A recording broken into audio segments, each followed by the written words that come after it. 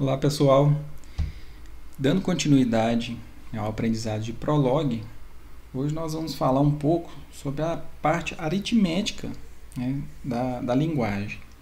Por mais que essa linguagem, esse paradigma, ele foi proposto para resolver problemas simbólicos, né, faz parte da linguagem também muitos dos operadores e das funções matemáticas que a gente tem em linguagens imperativas.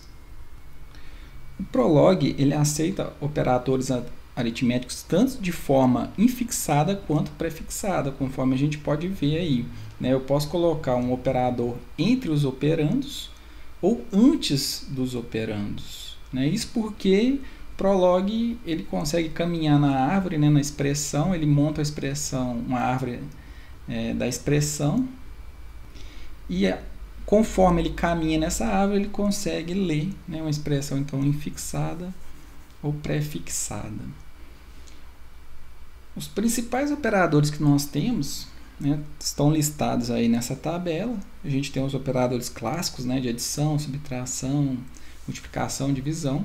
Nós temos um operador novo que é o is. O is ele é a atribuição de uma operação aritmética.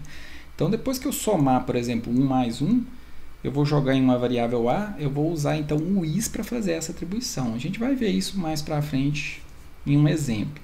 Eu tenho também o resto da divisão, potenciação, eu tenho seno, cosseno, tangente. A gente tem função também de exponenciação, funções logarítmicas e de raiz quadrada. A gente tem também dois predicados, né, que podem servir para a gente converter valores inteiros para strings para inteiros ou string para float. Isso é interessante quando a gente for ler algum dado do usuário, né, no teclado. Bom, referente aos operadores de comparação, nós temos, né, algo muito similar. Nós temos o maior, temos o menor, né, muito similar com as linguagens imperativas. Maior ou igual. O menor é igual, né, o pessoal que propôs a linguagem, ele, né, talvez por alguma questão técnica, eles inverteram, né, da forma que a gente está habituado. Então ele coloca o igual primeiro para depois colocar o menor.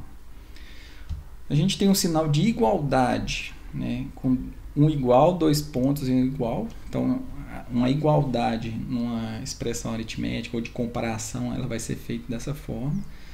O diferente, né, então é um barra igual a gente está vendo aí no slide, e a negação é o barra com o sinal de adição.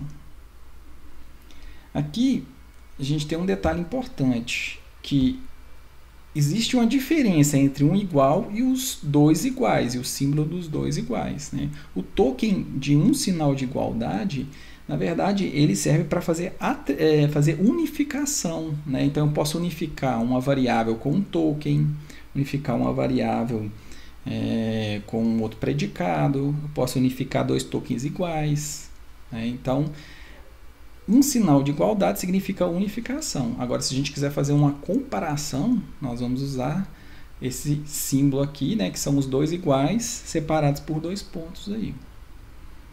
A gente vai ver alguns exemplos daqui a pouquinho. Ou melhor, vamos ver agora. Bom, primeiro vamos ver o detalhe da unificação. Então, se eu fizer algo nesse sentido, 1 mais 2 igual a 2 mais 1, e dá um Enter, vocês vão perceber que o Prolog dá um false, porque ele não conseguiu unificar. Ele tenta unificar token por token. Ele consegue unificar com 2? Não. São dois números diferentes, então não foi unificado. O mais é igual ao mais, então ok. Se eu tivesse feito invertido, né, aqui, ó, 1 mais 2 é igual a 1 mais 2 e der um Enter, você pode perceber que ele retorna verdadeiro, né? Porque os tokens estão iguais. Se eu quiser pegar o resultado de uma operação, então aí sim, né, eu vou usar o sinal de igual que a gente acabou de aprender. Ó. Então ele retornou verdadeiro, né, que é o padrão dele, que ele retorna vazio aqui no prompt. Para exemplificar, né, aquela questão de infixada ou pré-fixada, a gente pode ver o seguinte exemplo. Então eu vou usar aqui 2 e 1. Se eu der um Enter, vocês vão ver que o resultado é verdadeiro. Então aqui a primeira adição eu usei de forma infixada, o operador de mais. E depois do sinal de igualdade eu usei, né, o sinal de adição de forma prefixada. E ele aceitou das duas formas. Do mesmo jeito, um sinal de negação que a gente viu no slide anterior, ó, posso fazer algo nesse sentido. Então percebam que A é diferente de A? Não, o token A, né, o átomo A nesse caso, ele é igual a A. Então por isso que deu falso. Para a gente usar a atribuição, como eu disse, nós vamos usar o operador is. Então eu posso fazer algo nesse sentido, ó, em que eu quero a raiz quadrada de 9, né, e vou atribuir isso para a variável x. Na hora que eu der o Enter, a gente tem um resultado. Por que a gente pode fazer isso? Porque usando a conjunção um i, por exemplo, poderia utilizar essa variável, né, ou em uma outra regra, ou simplesmente num predicado como write aqui.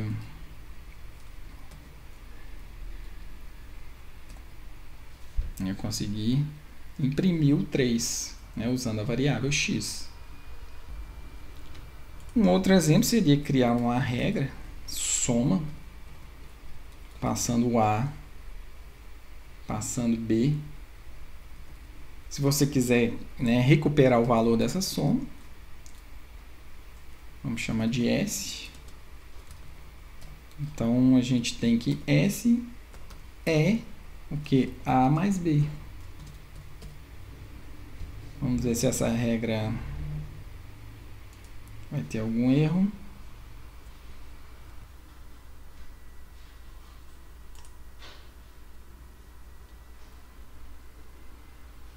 Apareceu um errinho. No caso aqui, né, o nosso funtor ele tem que ser minúsculo. Então, eu tirei aqui, consertei. Bom, a gente pode testar, né, essa regra que a gente acabou de criar. Então, eu quero somar 10 mais 20 e eu vou jogar na variável y. Resposta, né, muito difícil, 30. Ok. Uma questão importante aqui do operador is é que as variáveis que a gente for usar, né, do lado direito dele já tem que estar instanciado, ou seja, tem que ter valor. Se você não colocar valor no A ou no B, o Prolog retorna um erro. Olha o exemplo. Vou colocar uma outra variável aqui, B. Repare que ele está apontando justamente isso, né? Que os valores não foram suficientemente instanciados, ou seja, o B ainda não tem um valor. Então a gente até poderia instanciar esse B aqui antes. Ó. B igual a 30. Agora sim, né, a gente tem a soma. Essa regra é interessante porque que a gente acabou de criar é interessante porque a gente pode conferir alguns valores também. Ó. A soma de 10 e 20, ela é 30? Sim. A soma de 10 e 20, ela é 31? Pare aqui, falso. Né? Mais uma vez demonstrando o poder desse paradigma, né? em que ele implementa para a gente, né? E a gente apenas dita as regras, né? A gente só cria as regras e a gente cria os fatos. Toda a implementação, né, é feita por trás aí pelo compilador do Prolog. Bom, para a gente reforçar esses conceitos que a gente acabou de ver, nós vamos fazer 2 exercícios. E o primeiro diz: cria uma regra em Prolog que peça no console um número inteiro e imprima na tela se o número é maior que 100 ou se ele é menor ou igual a 100. Então, vamos lá implementar no Prolog. Então a gente tem que criar uma regra que eu vou chamar maior que 100. Nós vamos passar aqui um valor que eu quero verificar, vou chamar ele de x. Primeira coisa, eu vou exibir uma mensagem na tela para o usuário, entre com um número.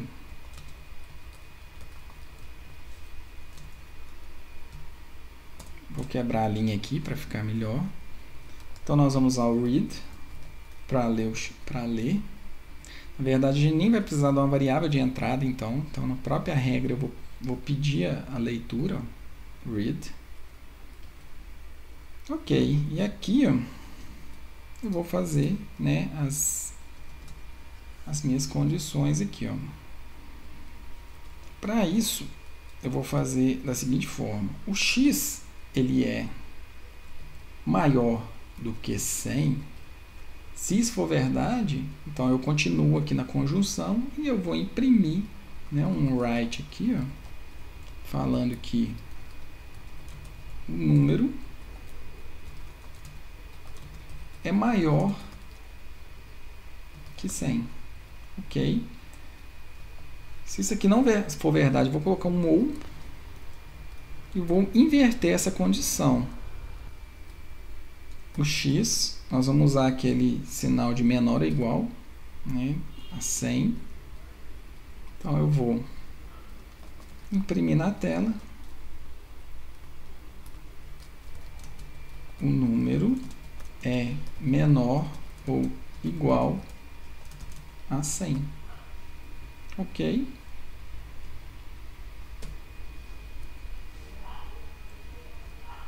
Vamos ver se tem algum problema, né? Não deu nenhum problema, então a gente pode testar a nossa regra, que chama maior que 100. Dá um Enter, entre com o número. Vou entrar com o número 99. Esqueci do ponto final, ok. O número é menor ou igual a 100. Agora eu vou entrar com o número 101. Agora eu não vou esquecer do ponto, ok. O número é maior que 100. Ok, primeiro exercício concluído. Vamos para o segundo exercício. Então, suponha os seguintes fatos, né? Então, isso aqui é real, é verdade, né? Então, a gente tem aqui as notas de alguns alunos em uma determinada disciplina. E eu quero, né? Olha só, vamos ver, escreva uma regra para identificar a situação de um determinado aluno. Então, eu quero saber se o aluno foi aprovado, se ele está em recuperação ou se ele foi reprovado, né? Isso de acordo com essas notas que o exercício deu aí, de 7 a 10, de 5 a 6.9, de 0 a 4.9. Então, vamos lá para o Prolog para a gente criar. Vamos chamar diário. É o diário do professor, em que o usuário vai digitar, então, o nome do aluno. E do nome do aluno nós vamos conseguir pegar a nota, né? Antes disso, a gente tem que criar a base de conhecimento aqui, né, que foi dada no exercício. Então, eu vou copiar, lá, dar um Ctrl+C, Ctrl+V. Vou colar isso aqui. Então, a gente tem a nota de todos os alunos.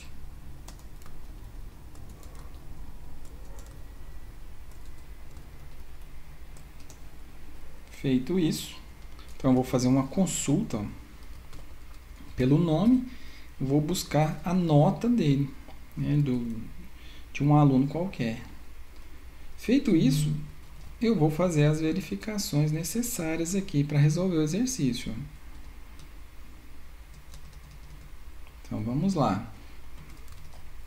Se a nota ela for maior ou igual a 7 e a nota for menor do que 10, o que eu vou fazer? Eu vou dar um write aprovado. Ou, se isso não acontecer, o que eu vou fazer? Vou fazer que a nota né, ela tem que ser... vamos fazer primeiro a recuperação, né? A recuperação é entre 5, é isso? Então, se ela for maior ou igual a 5, e se a nota for menor do que 6,9. O que vai acontecer? Eu vou dar um write, recuperação. Por último,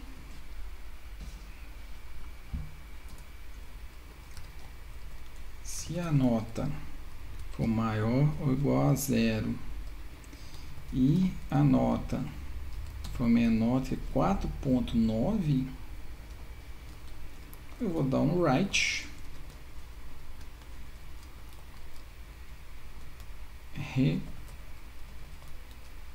reprovado. Ok. Para a gente finalizar nossa regra, um ponto final. Vamos fazer uma consulta. Tentar de novo aqui.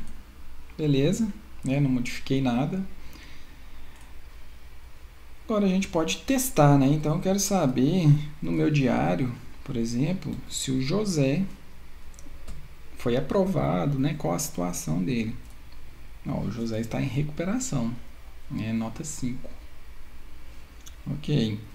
O interessante, né, mais uma vez, do Prolog é que eu posso passar uma variável aqui, ó, A, e eu vou pegar a situação de todos os alunos. Ó. O João está em recuperação, a Maria, recuperação, a Joana, aprovada, né, e assim ele vai percorrendo, né, pelo backtracking, percorrendo todos os fatos, né, e unificando com essa variável x. Ok. Mais um exercício resolvido, então. Bom, para a gente reforçar aqueles conceitos de unificação, vamos ver alguns exemplos aqui. Por exemplo, a regra ponto A e B, será que ela unifica com a regra ponto 1 e 2? A resposta nesse caso é verdadeiro. Né? Por que aconteceu a unificação? Porque as regras têm o mesmo nome, tem a mesma aridade, né, 2, e uma variável, ela unifica com qualquer coisa, né? Então, a variável A unificou com 1 e a variável B unificou com 2. Né? Sendo assim, foi possível fazer a unificação. Como a gente já tinha visto, se eu tentasse fazer um 2 mais 2, será que ele unifica com 4? A resposta é falsa. Né? Por quê? Porque aqui, ó, né, eu tenho 3 tokens. Do lado de cá eu já tenho um token só. Então não tem como fazer essa unificação. Um outro exemplo. Vou pegar aquele mesmo ponto, só que agora passando x, y e z. Será que essa unificação acontece? A resposta é não. Por mais que a regra aqui tenha o mesmo nome, né, o número de aridades são diferentes, né? Então aqui tem aridade 2 e aqui tem aridade 3. Então não aconteceu a unificação. Um outro exemplo. Vou fazer uma estrutura mais complexa aqui. Então eu tenho um fato T, que ele tem um subfato, né, vamos dizer assim, menos 1, que é um ponto, menos 1 e 0. Eu tenho a variável P2 e P3. Será que ela unifica com esse T, onde eu tenho P1, uma variável P1, e eu tenho P1 e 0.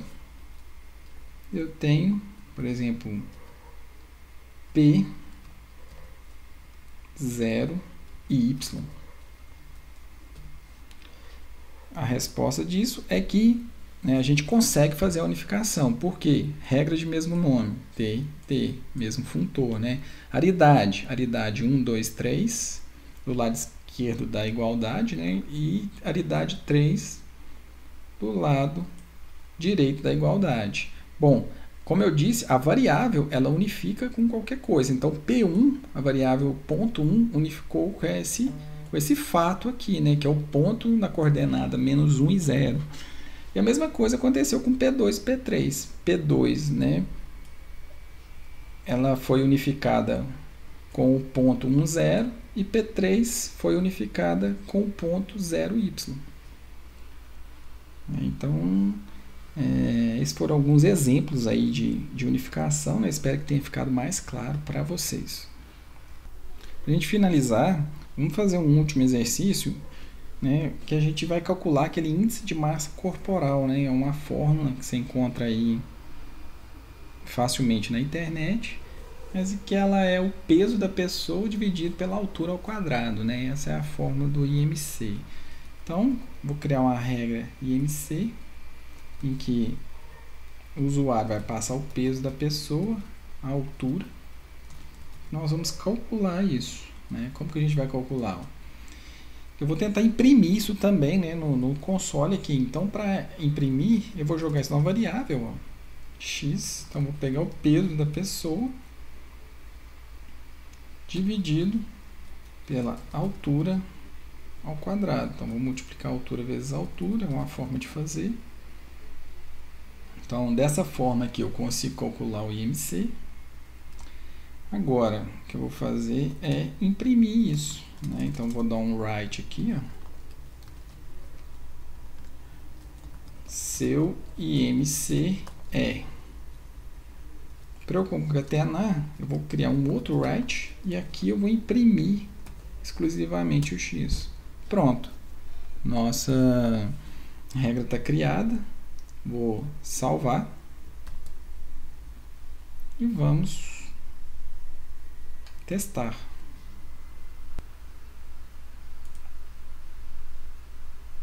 Consulta. Bom, deu uma mensagem aqui, né? Um warning aqui. Então, aqui, ó, essa eu digitei errado, né? Então é altura. Ele estava dizendo que aquela variável, a lutra, ela não tinha sido instanciada, né, em nenhum momento, ela estava ali perdida. Então, beleza. Salvei, vamos fazer a consulta novamente. Agora, né, me parece que está ok. Então, IMC, vamos pegar aqui 85 quilos e a pessoa mede 1,90. Ok. O IMC dessa pessoa é 23,54. Não sei se é bom ou se é ruim, mas está calculado. Bom, então a gente finaliza aqui essa videoaula, né? Nas próximas a gente continua o estudo do Prolog. Valeu!